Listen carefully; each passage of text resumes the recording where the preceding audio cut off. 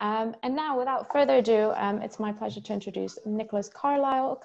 Nicholas is a member of the Conduit and is the director of the Power of Zero campaign, which seeks to reshape early learning in a connected world. Without further ado, over to you, Nicholas. Thanks, Emmanuel, and thank you to the Conduit for hosting this series of events and being so resilient and adaptive in the face of the COVID lockdown. Since the lockdown began, I don't know if you've been tracking the internet numbers, but it's roughly doubled the amount of internet use since the lockdown began, which means, certainly for me, I'm experiencing quite a few internet crashes. So if that does happen, and the same for Emmanuel, if it does happen, probably one of us will survive the crash and keep the workshop going. But forgive us if that does happen.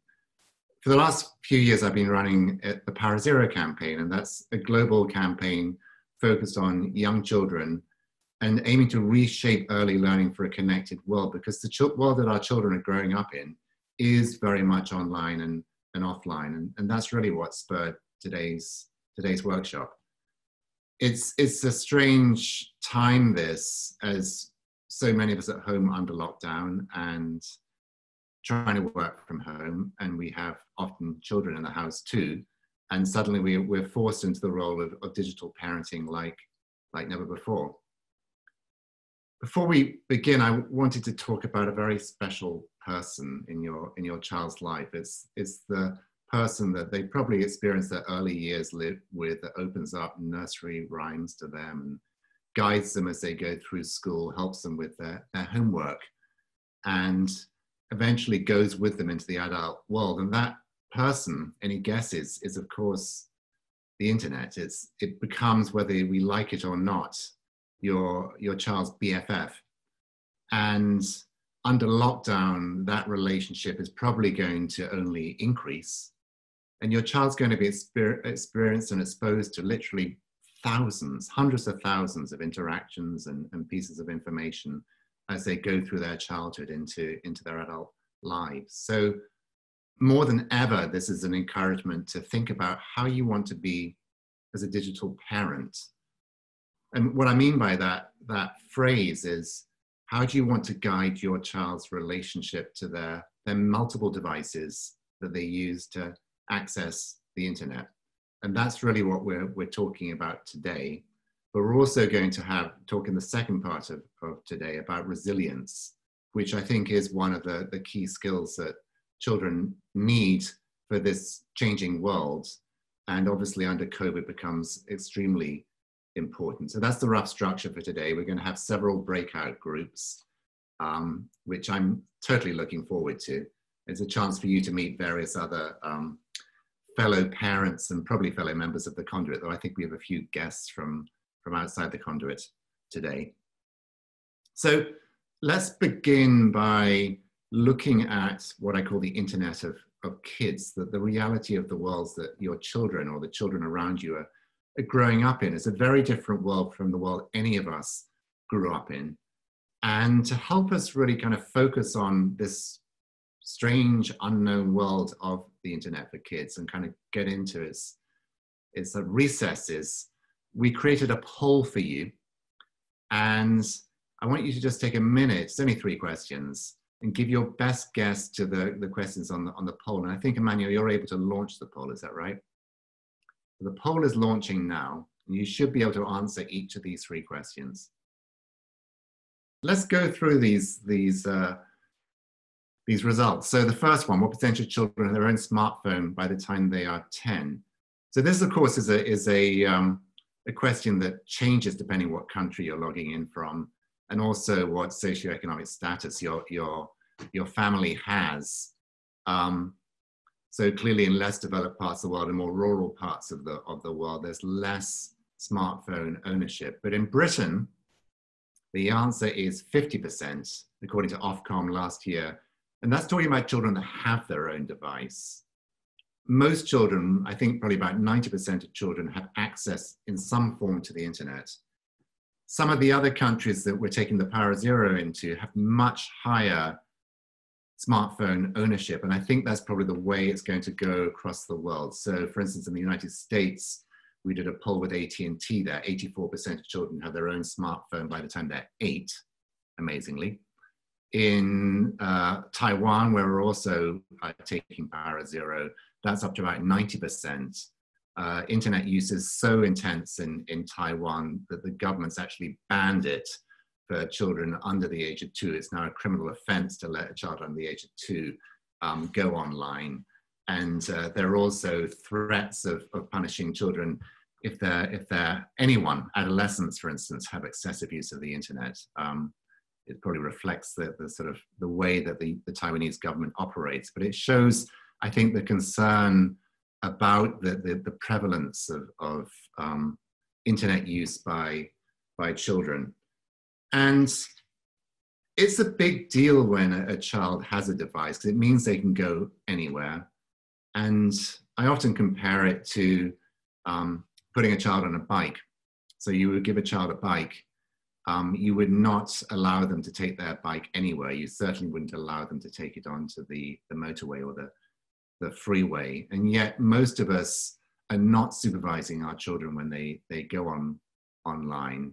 And it does mean they can go pretty much anywhere they want, unless we do something about it. And we're going to talk a little bit later about what you might be doing around that.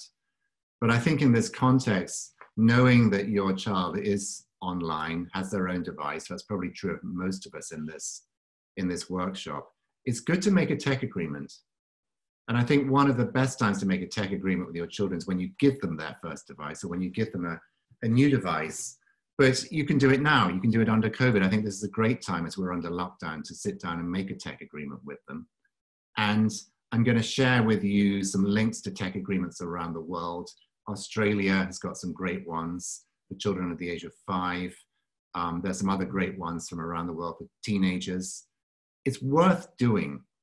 And in your tech agreement, you're probably going to have 2 aspects to it. One aspect is how your child's, it's more self-responsibility, how your child's going to keep themselves safe online, and where they're going to go and where they're not going to go.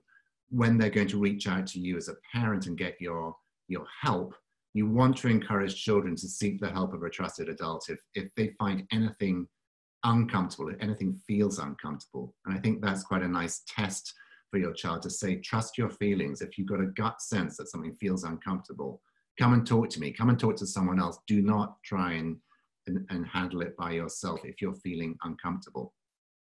And the tech agreement should also reference how they treat other people, other responsibility. So do not show kindness and respect. Kindness and respect continue online. Stand up to hate. Put in there the values that really matter to you. And make a commitment to yourself to stay involved in your child's online life. So many parents complain that as their children reach adolescence, that they're lost to their devices.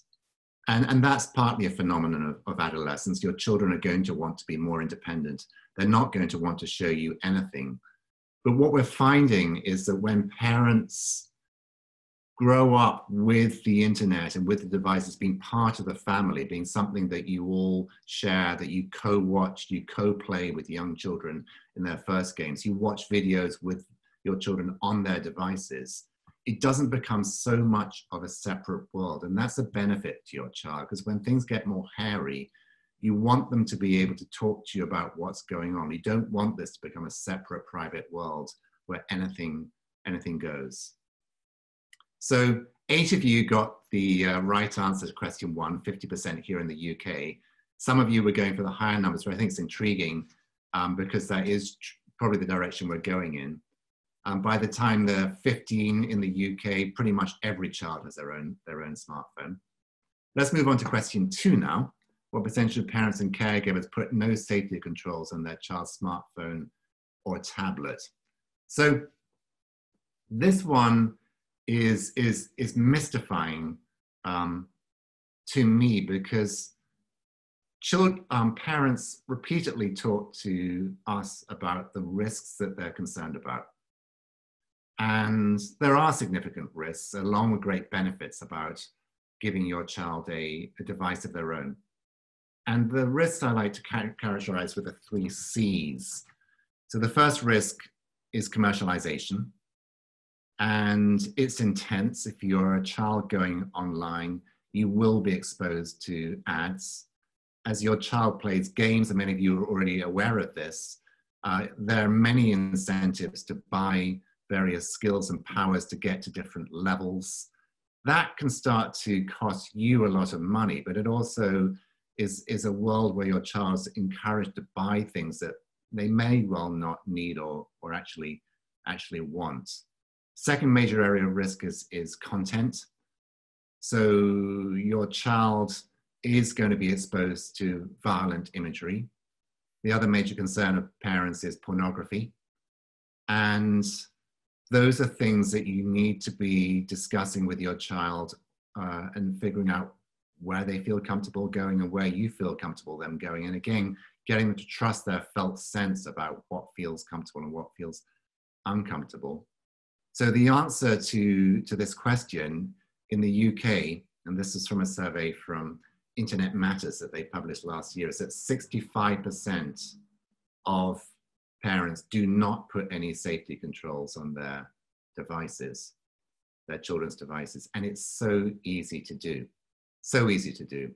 And I'm going to share with you a link to Internet Safety's guide to how you set the privacy and the safety controls of your children. But if there's one thing to take away with you from today's workshop, the most basic level of digital parenting is to set those controls.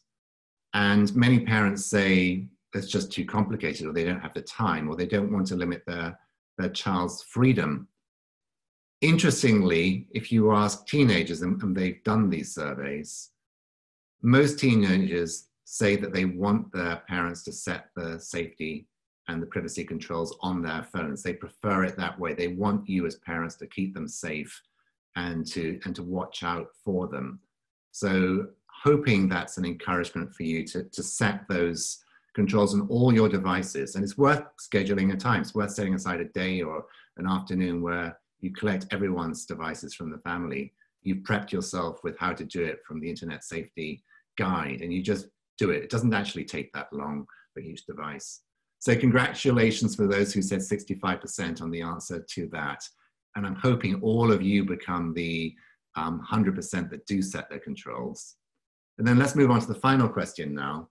How much time does the average 8-year-old spend online each day? So that was very different before COVID. I think after COVID and after lockdown, the numbers have gone up quite dramatically. But looking at these numbers here, the answer on average for a 8-year-old is 2 hours. Under COVID, I think it's even more. 4.5 hours is the average time that a 12-year-old or a 13-year-old spends online. And by the time your children are reaching the end of their adolescence, they're averaging about 6.5 hours a day online. So pretty significant amounts of time. And I rather lightheartedly started off this workshop by talking about the internet as your child's BFF. But I think these numbers bear that out. To spend that much time with a device, to spend that much time online is a really significant part of your child's childhood. And it deserves some thought from us about how we guide them through this. One of the most emotional, probably controversial questions actually for parents is around their child's screen time. And my answer to that is a very personal question for each of you around what you feel comfortable with. The real issue for screen time is something called displacement. What is it displace in your child's life? And I know for some parents, there's a concern that it's displacing the sort of childhood that they had, which might have been much more outdoors, much more interactive. It's a good question to think about for you. What's it displacing in your child's life? What else do you think is important that they're not getting? And the areas that parents generally point to are first off physical exercise. And I think that's one of the most challenging parts of lockdown for children right now, is they can't get out so much. And we can't get out so much. There's a nice tradition in the States of the seventh inning stretch. If you come across that, where playing baseball at the end of the seventh innings, which can often be after 1 or 2 hours, everyone gets up and does a stretch. I think it's a nice metaphor for also how you manage lockdown. That you encourage points in the day, especially if you're schooling your children, where there are regular points where everyone gets up and stretch, or everyone gets up and walks outside for a little bit. For younger children, active play is critically important. And that's why the experts are so concerned about the growing use of internet use by young children. And the other thing that seems to be displaced if there's excessive screen time is the emotional interactions with you, the parents. So children need FaceTime with you. And part of the reason they need FaceTime with you is because they can see your facial expression. They can see your looks of happiness and your looks of sadness. And as you talk to them and they tell their stories and their experiences, they get emotional mirroring back from you. They get emotional validation back from you. They don't get that if everyone is locked into their devices. So it's an encouragement, I think, to all of us to make sure in this time of heightened screen presence and interaction that we do step back and we do take the time to emotionally interact with our children. Because the screen is never going to say, wow, that sounds tough. It's never going to give them the emotional validation that they need. And many people say that the emotional regulation skills, and that's part of emotional validation, are perhaps the most important skill of childhood. So I think it's a good reminder for all of us as we get under lockdown and get into intense screen presence to take that time, extra time for emotional connection with your children. So we've carved out some questions for you today, and we're going to put you into a breakout group. And we're going to do a breakout group right now. And Emmanuel, I think you've got that ready to go. And we've created a question for you, which you might have, Emmanuel. I think I've lost that question now. Do you have it there? Yes, it's what goal do you want to set yourself as a digital parent under lockdown? And I'm going to put it in the chat so everyone has it in writing. Oh, good. Okay. And then I think we're going to give you 5 minutes. We're going to pair you off with someone else. And you're going to have a chance to kind of reflect a little bit on what I've been saying, but also on your own experiences. And then we're going to pull you back after 5 minutes. We'll give you a 1 minute warning, and then we'll bring you back to the big group. Right, so I'm going to open up the breakout groups. Now we do have an odd number, so there will be a group of 3. So I'm just going to open up the rooms, and you should receive an invitation to join. Hi, everybody. Great to have you back again. And I hope you had some great breakout groups. I have no idea what you were saying there because it's completely private and doesn't get recorded either. So hopefully you had some engaging conversations. And I'd just love to maybe we take a couple of comments here from anyone in the room about how you want to be as a digital parent. What intentions do you want to set yourself? So you can put up your hand or you can unmute yourself. Anneke, do you want to, let's unmute Anneke. Is that Anneke? Let's hear from you. Anneke. Anneke. I mean, mine's quite simple. I want to not go crazy. I want to, make sure I'm giving some guidance to being online, not letting it all be online. And I just want to feel more comfortable with the direction I set for my child. And I have to be honest, I have a 7-year-old. At the moment, I'm not comfortable at all. And we went from having very little screen time for our daughter to most of the teaching resources now being almost completely online. And we're feeling a little overwhelmed. So I want to not feel overwhelmed and not go crazy. Yeah, I think that's a very common reaction. I certainly raising my child, he went to Waldorf schools and I had this illusion that I could give him a protected childhood, which was pretty much protected from the internet. And I think our vision of that has been shattered, especially in your sort of situation where schools are requiring online. So yeah, no, I feel it.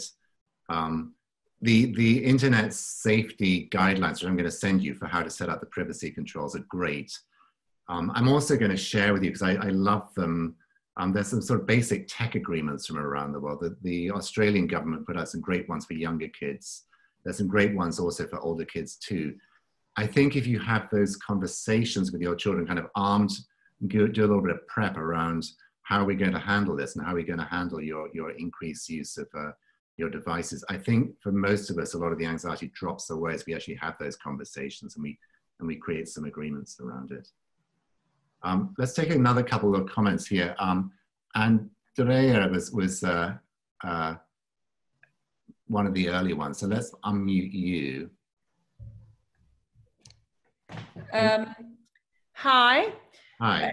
Yeah, in my discussion, I was just highlighting that, you know, I have 3 children, 7, 12, and 15, and just interesting challenges with a lot of digital interest, of course. But I think the main thing is to make sure you get the right balance, so you manage the time. And in the past, we've done it, and we've tried to, over the last weeks with the lockdown, continue doing it by just saying basically some basic rules, certain times when you're not allowed to be on any tech devices. So during the last few weeks, it's actually been no tech device at all in the afternoon. So in the morning, potentially, relatively flexibly, but nothing in the afternoon.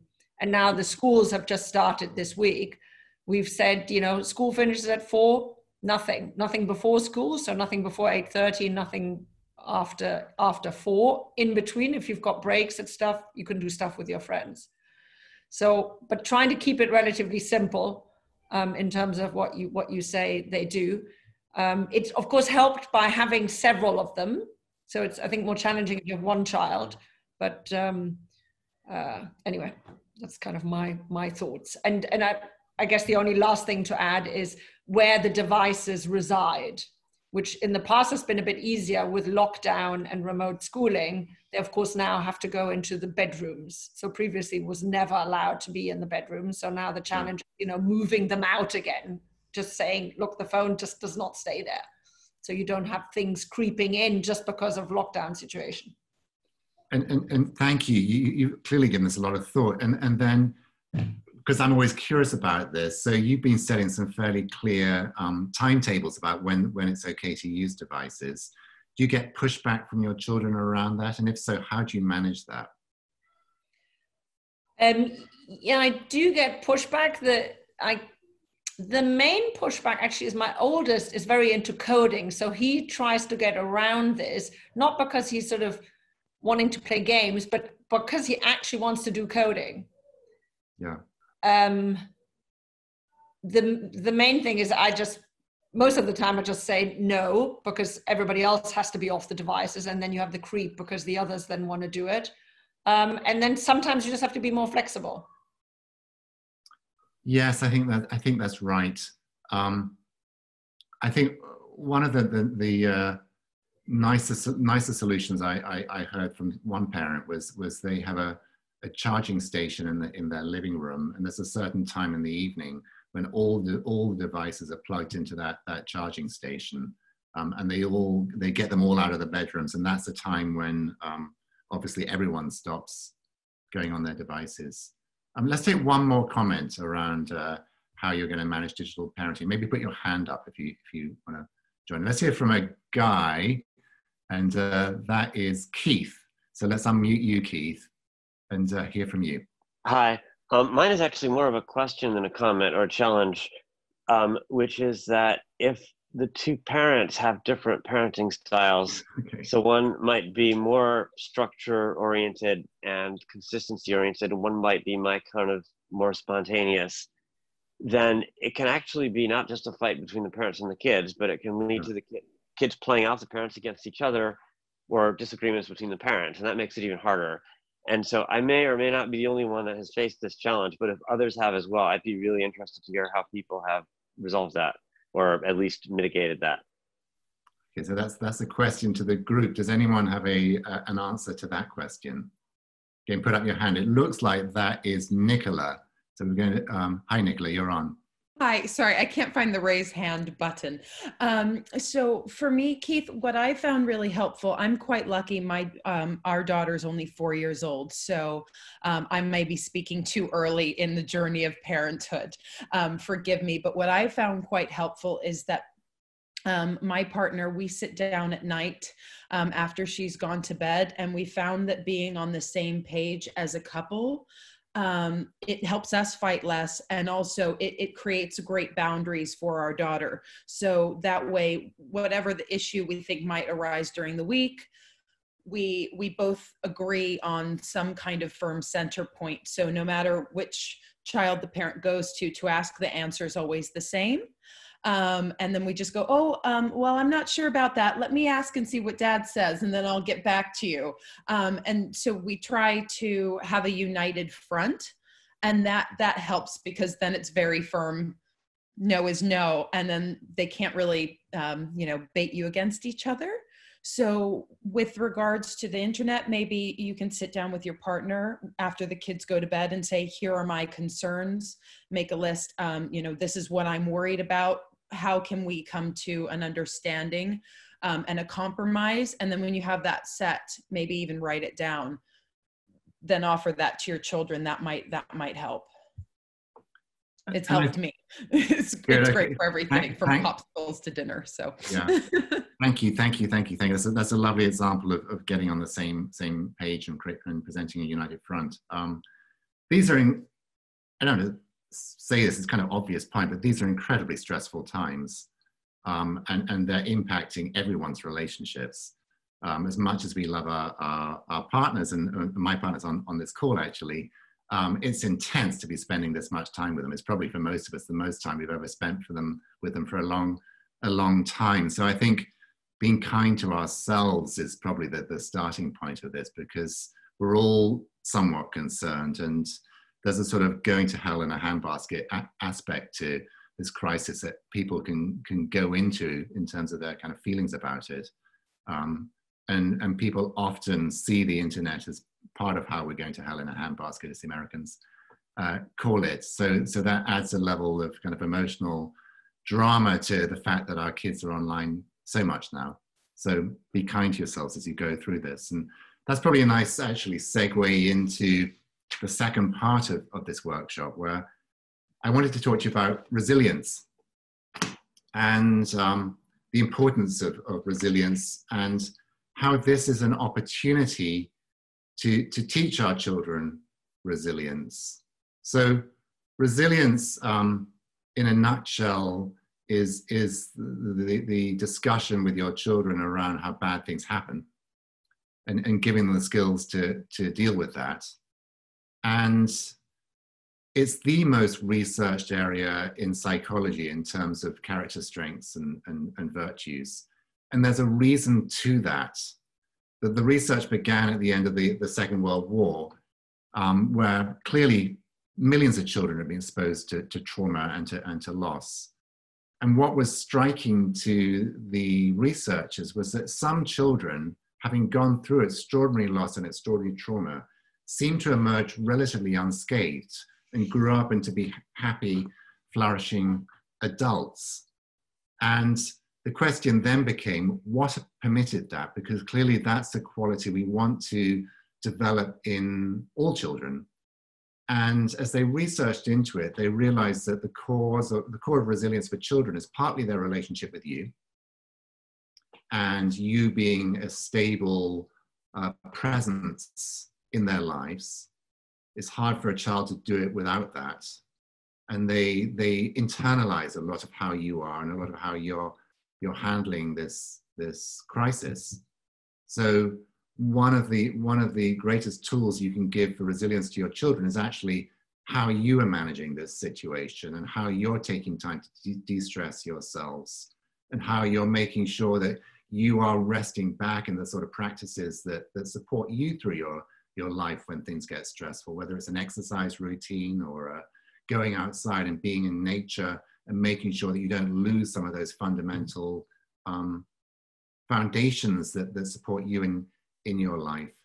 And the other part which always has struck me around how children develop resilience is through faith and spiritual understanding and meaning making from those around them. And if you have a spiritual or religious orientation, that is a great resource in times like this, but it doesn't have to include that. Meaning making can be a lot simpler than that. And I had a question for you all, because I was struck by the Queen's speech. I'm curious how many of you actually saw or listened to the Queen's speech that she did the Sunday before last. Maybe some of you did. So for those of you who did, here's a question for you, because I think a lot of people who watched the Queen's speech were reassured by it. There was a resting down of the whole nervous system and a sense of, okay, we can get through this. And I would attribute a lot of that to the meaning making that the Queen gave to this situation.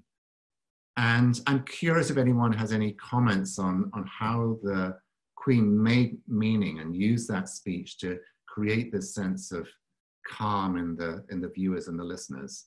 Does anyone have any commentary on that? So Rosie's putting her hand up to that. So let's unmute Rosie. Can we see you, Rosie? Are you able to come on? Yeah, sorry. I'm doing the homeschooling like everybody else, and I've also been trying to eat my lunch, so I've been keeping that out of your view. Really good discussion so far. What I was going to say, I thought was particularly clear from the Queen's speech is that she related the current crisis to the span of history, and in particular, she's uniquely well placed to do that because of her longevity. And I remember, if anybody else had seen the film The Queen, she says to Tony Blair in that one, you know, oh, my first prime minister was Winston Churchill. And it was kind of like that. Yeah. You know, she's lived through the Blitz, and she's seen all kinds of things, and, you know, her children have got divorced, and she's experienced bereavement and so on. And so she was able to say from her real lived experience, actually, you know, tough things happen all the time. It's just that they haven't happened that recently. So, you know, this is actually, you know, a bit of adversity is actually quite commonly experienced. Thank you. Yeah, that's beautifully put. And I loved your phrase, her lived experience. And that's something that we as adults have that we can give our children. Because we all do have lived experience about living through crises and difficult times. And we also probably carry the memories from our grandparents and further back about how they survived adversity. And I think there's a real gift to share those with our children. Let me just read to you a paragraph that particularly struck me, because then I'm going to ask you afterwards what you notice about this. So the Queen said, I hope in the years to come, everyone will be able to take pride in how they responded to this challenge. And those who come after us will say the Britons of this generation were as strong as any, that the attributes of self-discipline, of quiet, good-humored resolve, and of fellow feeling still characterize this country. The pride in who we are is not a part of our past. It defines our present and our future. So what struck me about that was how she keeps bringing it back to values. So values of self-discipline, a quiet, good-humored resolve, and a fellow feeling. And in a crisis, what often keeps us going is the one unchanging thing, which is our values. And it allows us, when we go through a crisis, then to look back and to say, yes, that was a challenging, very difficult time, but we did stick to our values. And that, I think, gives us both a lot of comfort, but also a lot of good feeling about ourselves, which is a huge gift to us, and clearly a good gift to our children. So we had another breakout group that we wanted to do with you, and this breakout group is around meaning making, how you give meaning making and hope to your children through this crisis. And I think that requires you to step back a little bit and to talk about the meaning that you make of this event. How do you hold this event in terms of your life? and the life of your family? And also, how do you hold this event in terms of what this country and the world is going through? It's an incredibly vital question. What meaning do you make of the global crisis that we're experiencing? So that's the first part of we wanted you to talk about in this breakout group, is what meaning do you make of the global crisis we're experiencing? And then the second part, the second question is, what message of hope do you want to give to your children? How do you want to frame this for your children? Emmanuel, are we able to post that question so they can all see that when they go into the breakout groups? All done, it's in the chat. Great. And then this one we wanted to give you a little bit longer for, because these are such vital questions. So for this one, we're going to give you 10 minutes for this breakout group. So we, while you left, a group of us actually stayed on in the main room and had a really heartfelt conversation about this question of resilience, which is a deep question. If you kind of get into what the meaning is of this, what meaning you make of this. And it also does touch into questions about mortality, which, as we were talking about in our group, a lot of children are really facing and scared by and wanting some sort of reassurance around. So again, I think we can do this by, you can physically raise your hand if you don't particularly want to use the technical way of raising your hand, but would anyone like to share what message of hope you're giving your children? Yeah, so let's go to Aude. So we'll unmute you, Aude. I'm sharing with my children, they're 12 years old, and I'm sharing with them a message of hope in science, and the hope that scientists will soon find a treatment, but that there's a huge effort on the part of scientists all over the world. And you know, this has been very successful before with other types of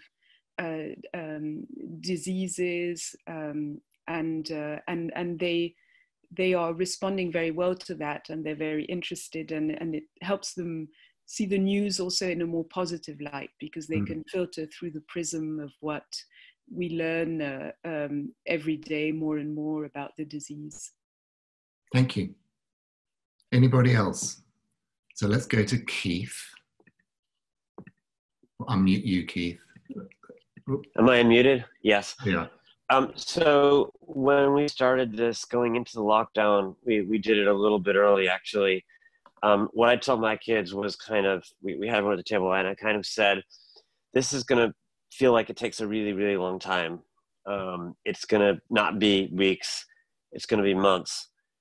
And then I said, but it's actually only months, and you're 11 and you're 14. And in 2 or 3 years, you're just going to look back, and it's just going to look like a short period of time and feel like a short period of time. It will not have been a defining event that will completely upend your lives. And you're at an age where this is not a critical inflection moment for either of you. And so you'll be able to have not exactly the same, but a quite similar life to what would have been the case otherwise. And it's just going to feel like for a while it drags on and on, that it's different, but it's temporary. It's temporary. This too will pass. Let's take one more comment. Eric, so let's unmute you. Yeah. First off, I was going to share Keith's, because he was my partner, and I was so struck by what he said and how children, the days are so long for them to normalize the time.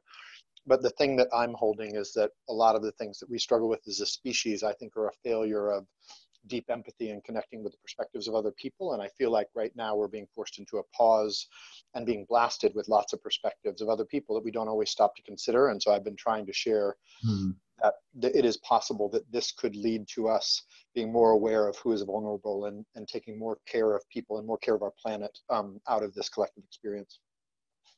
Yeah, that came up in our group too. I don't know if Rod or Gaelle, you want to share anything what you were saying. Let me unmute you, Gaelle. Hi, yes, no, I think one of the things that came about is that that forceful pause to retrospect and take a step back about what is the essence of what we want to preserve and all the futilities that, you know, we have been accumulating over the years and become dependent on. And so I do completely agree that I think it's a time to listen carefully to what is being said, definitely look into science and take the time to try and understand, and make sure that we convey these thoughts to our children and to our peers and to the elderly in isolation as well, to try and make sense of where we're at, and gain the patience to see this through, because there is an end to any crisis in the past, and there will be an end to this as well. Yeah. So the importance of patience. Mm-hmm. And any other comments on how this question was for you? What you found in this breakout group? Anyone else want to share? Put out your hand if you do. Is that a hand? Okay, so let's move to the wrap up of this workshop. We talked about digital parenting. We've talked about building resilience. I'm going to share some resources with you. I wrote an article for the Conduit actually on how you build a child's resilience in the face of this crisis, and we'll share that link with you. That was published on the Conduit site last week. I also created a handout for you. Power Zero is a global campaign. We're still building out our learning materials for parents like you and for teachers. But we've long seen resilience as one of the core skills that children need. And many of the best thinkers are predicting that this is going to be a decade of exponential change and uncertainty. COVID is one aspect of that, but there will be other significant upheavals in this next decade. So this generation, perhaps more than ever, is going to need to learn resilience, which is essentially the adaptability, the ability to adapt in the face of significant change. But before we wrap up entirely, I just want to make space for any final questions or comments.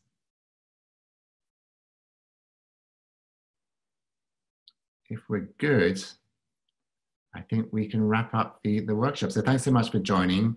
Look for an email from Emmanuel, and when things get back to normal, maybe I'll see you around the Conduit. Thank you. Thank you so much, Nicholas. Thank you so very much.